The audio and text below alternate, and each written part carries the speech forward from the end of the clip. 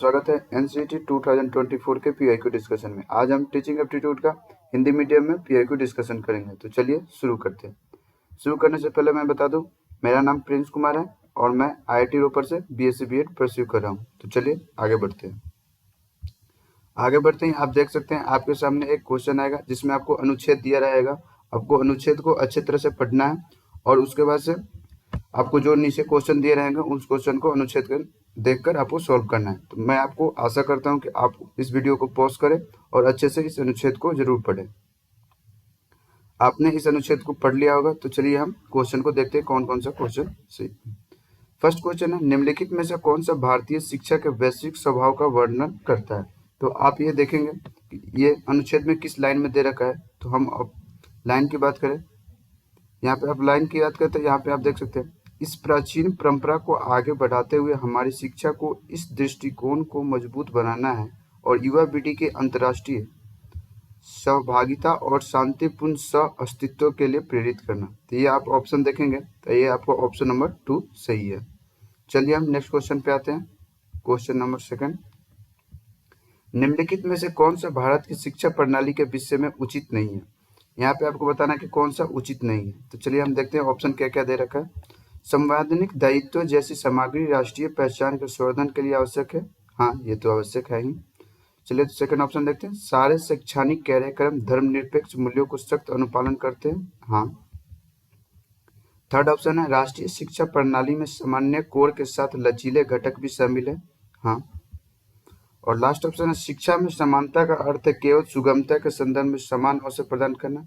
नहीं, शिक्षा का ऐसा नहीं होना चाहिए कि सबको सिर्फ एक्सेस मिल जाए और बहुत सारी भी चीजें होती हैं। तो ये आपका ऑप्शन नंबर 4 गलत है।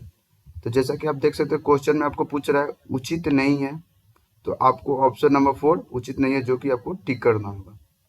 ऑप्शन नंबर 4 आपका सही है। चलिए हम नेक्स्ट क्वेश्चन पे आते हैं। क्वेश्चन नंबर थर्ड है, निम्नलिखित में से किन मूल्यों को राष्ट्रीय शिक्षा प्रणाली में प्रवर्धन होना चाहिए। तो चलिए हम देखते हैं ये कहाँ लाइनें दे रखी है। तो जैसा कि आप देखेंगे यहाँ पे दे रखे, यह घटक विविध विषय क्षेत्र पर लागू होंगे और इन्हें भारत की साझा सांस्कृतिक विरासत, समत्ववाद, लैंगिक समानता एंड लैंगिक समानता, पर्यावरण संरक्षण, सामाजिक रूढ़ियों की निष्कर्षता, छोटा परिवार के सिद्धांत अनुपालन और वैज्ञानिक स्वभाव जैसे मूल्यों को बढ़ावा देना। तो ये आप देखेंगे कौन से ऑप्शन में आपको दे रखा है। तो आपका ऑप्शन ए ये आपका सही है। ऑप्शन बी समस्तवाद ये भी सही है। ऑप्शन सी लैंगिक असमानता ये भी सही है। तो मतलब आपका ऑप्शन नंबर 1 सही हो जाएगा। चलिए हम नेक्स्ट क्वेश्चन पे चलते हैं। क्वेश्चन नंबर 4 बोल रहे हैं, निम्नलिखित में से कौन सी प्रभावित शिक्षण की अभिवृत्ति नहीं होनी चाहिए। तो जैसे प्ले विधि, अगर हम खेल खेल में किसी बच्चे को सिखाते हैं तो ये तो होनी ही चाहिए, जैसे बच्चा अच्छे से सीख जाए, ये तो सही है। संवेदनशीलता में विविधता को स्वीकार करना, अगर डाइवर्सिटी आ रही है बच्चों में, ये भी अच्छी ही है। जिम्मेदारी को टालना, नहीं, अगर आपको कोई रिस्पॉन्सिबिलिटी है तो वो आप उसे टाल नहीं सकते, तो ये आपकी गलत है। और रचनात्मक को प्रोत्साहित करना, मतलब क्रिएटिविटी बच्चों में आ रही है तो उसे आपको प्रोत्साहित करना, ये भी आपका ऑप्शन सही है। तो यहाँ पे आप देख सकते हैं शिक्षण की अभिवृत्ति नहीं होनी चाहिए, ये आपको ऑप्शन है। तो जिम्मेदारी टालना ये नहीं होना चाहिए, तो आपका ऑप्शन नंबर 3 सही हो जाएगा।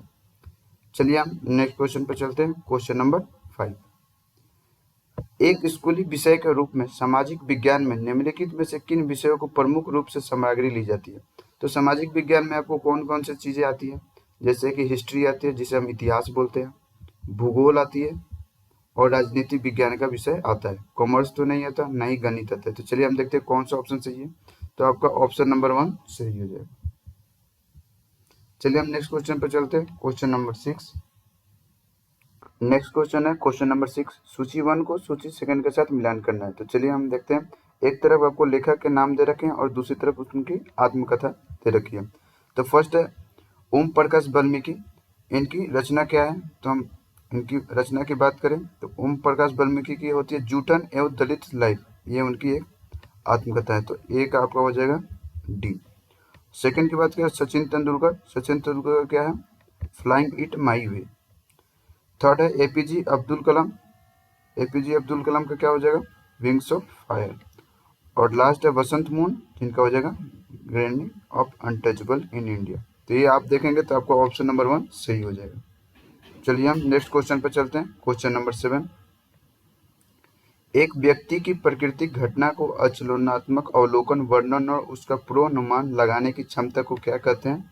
तो इसे हम वैज्ञानिक साक्षरता कहते हैं। चलिए हम नेक्स्ट क्वेश्चन पर चलते हैं। क्वेश्चन नंबर 8, निम्नलिखित भारतीय चित्रकलाओं को उनके अस्तित्व के अनुसार उचित कालानुक्रम क्रम में व्यवस्थित करना है। मतलब कौन कब हुआ है, उसके बाद कब, उसके बाद क्या हुआ है, उसके बाद क्या हुआ है, ऐसे आपको ये जो भी आपको कला दे रखे हैं चित्रकला, उसको आपको अरेंज करना है। तो चलिए हम देखते हैं। सबसे पहले आपका आ जाएगा ऑप्शन नंबर डी, ये आपका फर्स्ट नंबर पे आएगा। उसके बाद से बात करें तो कांगड़ा आ जाएगा आपको सेकंड नंबर पे। उसके बाद से बात करें गढ़वाला आ जाएगा थर्ड नंबर पे, और लास्ट में आपका आ जाएगा बंगाल फोर्थ नंबर पे। तो चलिए देखते हैं ये आपको कौन से ऑप्शन में दे रखा है। तो ये आपको ऑप्शन नंबर 2 में देख रखा है, डी, ए, बी, सी। चलिए हम नेक्स्ट क्वेश्चन पे चलते हैं। क्वेश्चन नंबर 9, वृक्ष जिसके नीचे बुद्ध को प्रबोधन हुआ था संपूर्ण ब्रह्मांड का प्रतीक माना जाता है, ये कौन सा वृक्ष है? तो इस वृक्ष को हम अश्वत्थ कहते हैं, ऑप्शन नंबर 2। चलिए हम नेक्स्ट क्वेश्चन पर चलते हैं। क्वेश्चन नंबर 10, फिल्म में एक HIV पीड़ित महिला के कार्यस्थल पर आत्मसम्मान को पाने के संघर्ष को दर्शाया गया, ये कौन सी मूवी है? ये मूवी का नाम है फिर मिलेंगे। चलिए हम नेक्स्ट क्वेश्चन पर चलते हैं। क्वेश्चन नंबर 11, सूची 1 के साथ सूची 2 को मिलान करना है। जैसे कि आप देख सकते हैं सूची 1 दे रखी है और सूची 2 दे रखी है, उसको आपको मिलान करना है। क्वेश्चन नंबर 11, आत्मकथा। आत्मकथा किसे बोलते हैं? एक व्यक्ति द्वारा लिखी गई उनकी जीवन कथा को आत्मकथा बोलते हैं।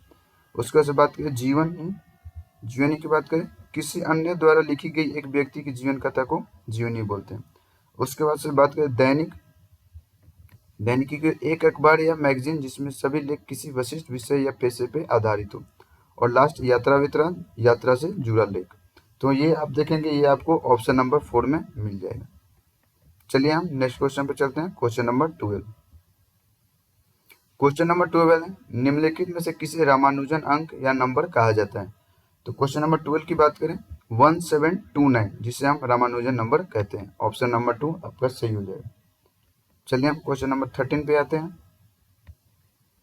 क्वेश्चन नंबर 13 में, बच्चे के पंचकोश विकास का अर्थ है 5 परतों का विकास, निम्नलिखित से उचित क्रम में व्यवस्थित करें। इसे भी आपको अरेंज करना है एक अच्छे क्रम में, जो कि पंचकोश होता है उनके क्रम में आपको व्यवस्थित करना है। तो सबसे पहले बात करें तो सबसे पहले आपका अन्नमय कोश आएगा, ये फर्स्ट नंबर पे होगा। उसके बाद से बात करें तो प्राणमय कोश होगा, ये आपको सेकंड नंबर पे होगा।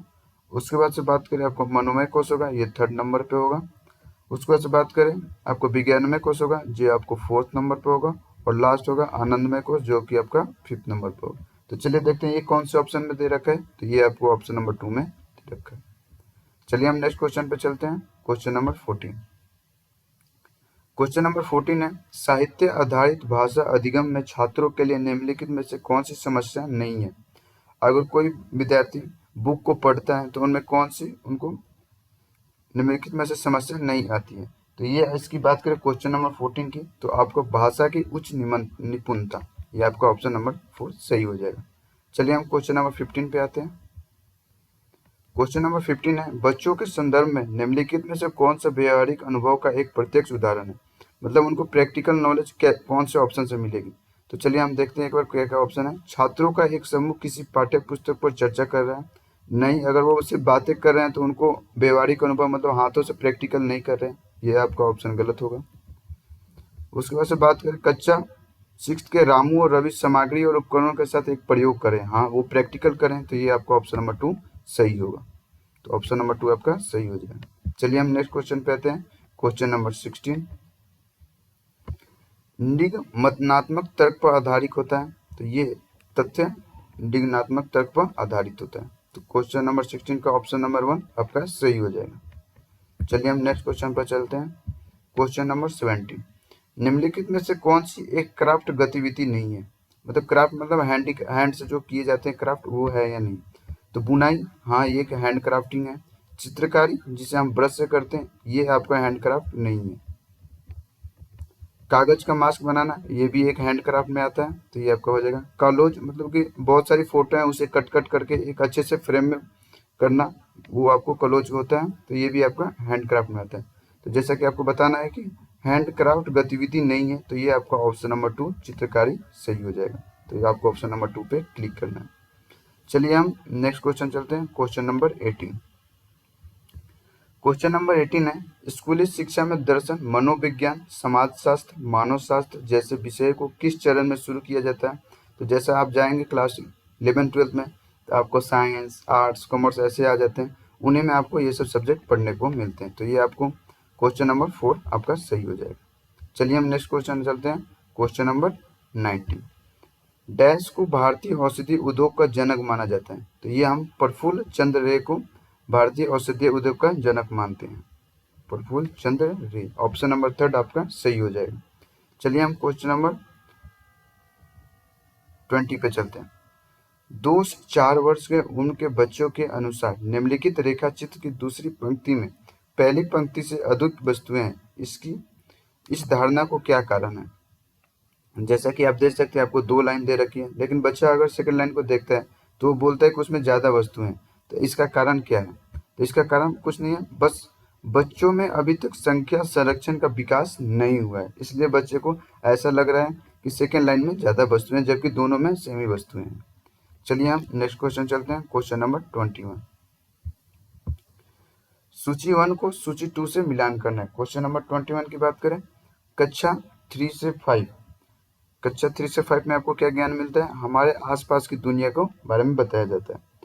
उसके बाद से कक्षा 6 से 8 की बात करें, तो कक्षा 6 से 8 के में स्कूली विषय के रूप में सामाजिक विज्ञान होता है। उसके बाद से बात करें कक्षा 9 और 10 में की बात करें, तो 2 अलग विषयों के स्वरूप में राजनीति विज्ञान और अर्थशास्त्र। और लास्ट कक्षा 11 to 12 में आपको क्या मिलता है, चयन आधारित विकल्प स्वरूप में सामाजिक विज्ञान। तो हम चेक करें कि ये आपको ऑप्शन नंबर 3 में आपका ये ऑप्शन सही हो जाएगा। चलिए हम नेक्स्ट क्वेश्चन पे चलते हैं, क्वेश्चन नंबर 22। क्वेश्चन नंबर 22 है, निम्नलिखित में से कौन सी भारतीय पुस्तकों को 2024 में UNESCO memory book the world की सूची में सम्मिलित किया गया। तो ये कौन सी पुस्तक है, ये आपको रामचरितमानस है जिसे सम्मिलित किया गया था। तो आपका ऑप्शन नंबर 1 सही हो जाएगा। चलिए हम नेक्स्ट क्वेश्चन पे चलते हैं, क्वेश्चन नंबर 23। क्वेश्चन नंबर 23 है, जय भीम फिल्म की किस जनजाति के संदर्भ को दर्शाती है। तो आपने जय भीम अगर मूवी देखी रखी होगी तो उसमें आपको इरूला जनजाति के बारे में डिस्कस किया गया। तो आपका ऑप्शन नंबर 3 सही हो जाएगा। तो चलिए हम आए हमारी क्वेश्चन नंबर 23, हमने पूरे NCERT 2024 का टीचिंग एप्टीट्यूड का पूरा क्वेश्चन हमने कर रखा है। अगर ये आपको वीडियो अच्छी लगी होगी तो आप अपने दोस्तों के साथ जरूर शेयर करें और लाइक एंड सब्सक्राइब जरूर करें। Thank you.